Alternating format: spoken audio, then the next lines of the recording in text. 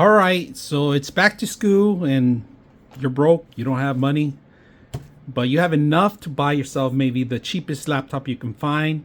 Well, I'm going to show you this. This is a Latitude 5480. It was under $100. The vendor said it worked, but it comes with an actual drive itself. Or this is a mechanical drive and only 8 gigs of memory. So we're going to try to bump this up. And we're going to add this hard drive in there. This solid state drive. It's an SSD solid state drive. We're going to swap it out, make it faster than before. This is very slow, really slow. It overheats a lot of the stuff. So it's because it's mechanical. It's old. It's outdated. So we're going to add this solid state drive here. If you guys can see, we're going to make it a lot better and faster. We're also going to test it out. So let me show you a little bit more of what I purchased. This was $75 plus shipping and delivery was about, $20 on top of that. So around $90 this laptop, all right? It's a Latitude 5480. It did come with the power drive, the power adapter connection. So we're going to open it up and show you what I'm talking about inside, all right? So I already took delivery of opening up, and I'm going to show you. Let's talk about some of the features. This is an SD card reader, right?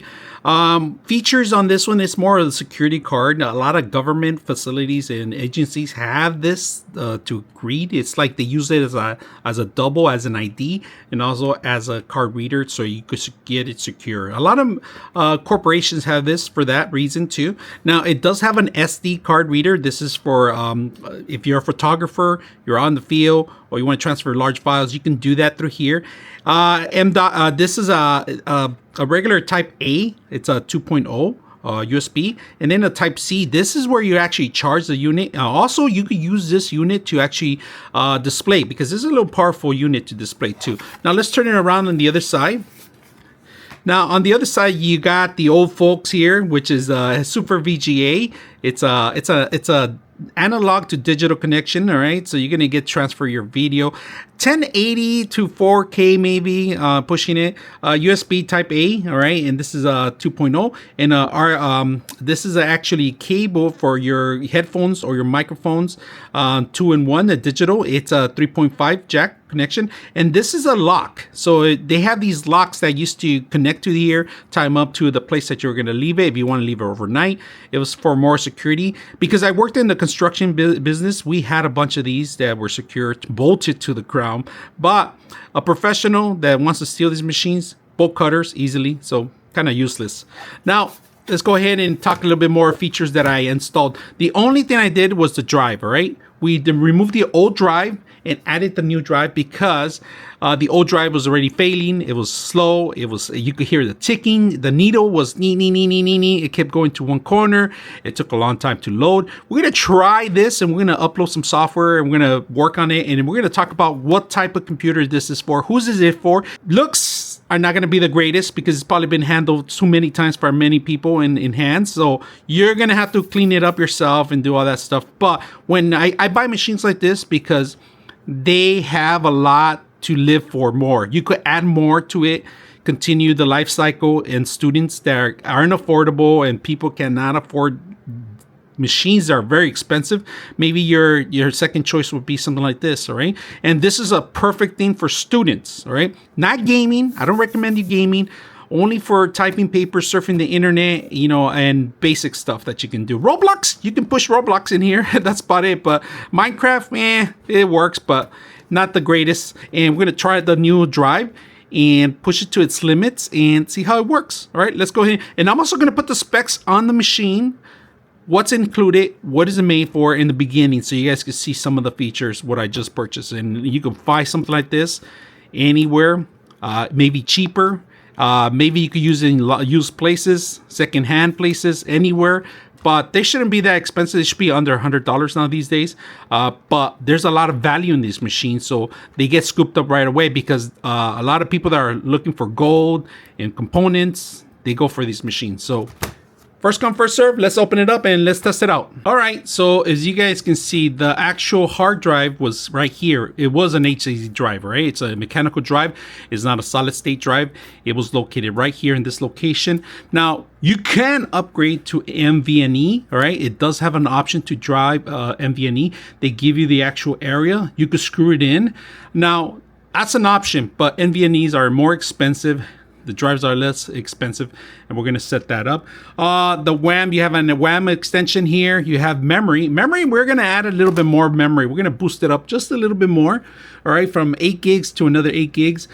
We have 2 slots, DDR4. Make sure you have DDR4 memory on this part.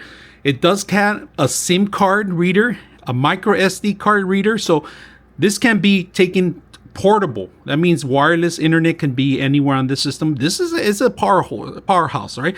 Battery, it still works, to be honest with you. I haven't seen any bubbling up. That's the first sign of failure battery, when the bubbles up, overheating, other stuff. But the battery can be replaced on this machine, all right? Replaceable battery, extra memory. You could add the drives, SSD drive or NVMe. Today, we're just going to add the SSD drive in here, a solid state drive, and I'm going to show you a little bit more about it. A lot of upgrades you can do on this machine. For student, is a perfect machine for any type of student that's going to be utilizing this machine, all right? Now, it does have a Type-C charging station, and I'm going to show you a little bit more about the features on the side so you guys can be aware. This solid state drive in here, and it's a SATA drive connection, so it's going to connect exactly the same way, and you do need to take out the actual existing area, the metal pieces on the other one, in order to transfer it. All right, as you can see, we set it up in here, and this is a lot lighter than the other one, all right? So you're gonna have faster speeds, easy to connect, and easy to set up. It works the same way like the other one, all right? So let's go ahead and connect it. SATA drive connected in here. Just drop it in there. Pop it in place. Let's go ahead and screw these in, and we'll come back. First thing we want to do is we want to upgrade to Windows 11 because there's no drive, there's no OS on this one. So we're gonna do OS 11. I do have 10 and 11 on here, and I'm not gonna let you see the rest of the stuff. We're just gonna work on it, but I'm gonna show you the drive. As you can see, the drive right now, it came up right now, and just wait, sit back and relax and enjoy the show.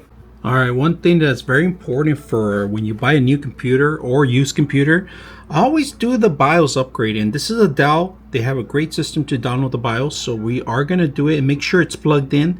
Do not mess with it while it's booting. All right, so we're going to start the process and let this whole thing run. So even after you install Windows, do the Windows the firmware upgrade. All right.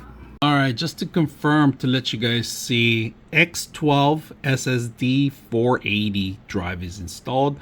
We have Windows 11 on it. I'm installing the last of the drivers. We're going to run our test in a bit right now and see how fast this drive is compared to, of course, we're not going to compare with the old one. The old one's a lot slower. It wasn't working very properly.